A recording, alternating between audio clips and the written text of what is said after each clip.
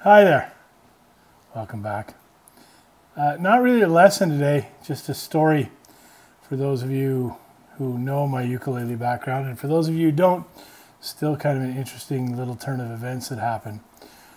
Approximately 30 years ago, almost exactly 30 years ago, I got a job at a school as a music teacher, and it had a room full of ukuleles, and I didn't know how to play ukulele.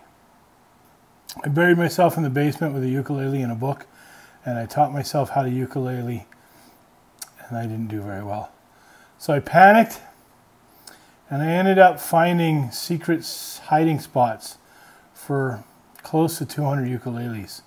They were these nasty old brown horners, and I remember not wanting to teach them because I didn't know how, but having them in the building would have caused people to ask me to teach them how to play. So I got rid of them. Before I stashed them away, I phoned some friends and I asked them if they wanted a ukulele. Almost all of them said, no, we can't use them. We don't know. We don't.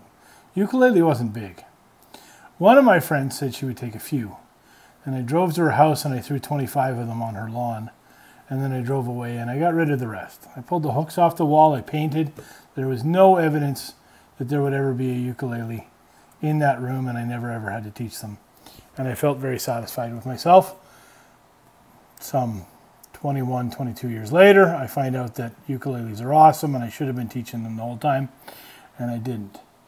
Anyways, Thursday, I was at my friend's house, the one that I gave the ukuleles to, and guess what? Yep, this is it. She has one. She left a bunch of the other schools. I guarantee you there aren't too many of these that survive whatsoever. Again, it's a Horner. It had parts and strings and components on it, but it was in fail state.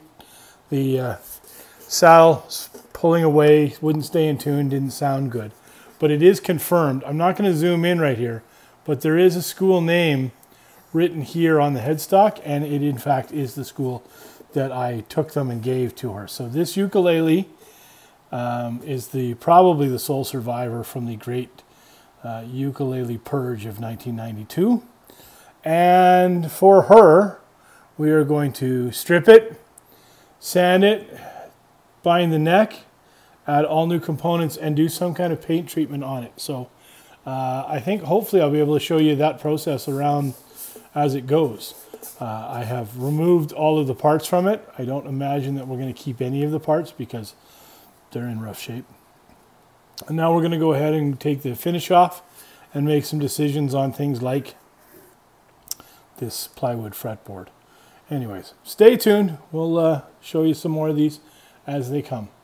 Sorry for no lesson, but we'll get right back to that in a few minutes.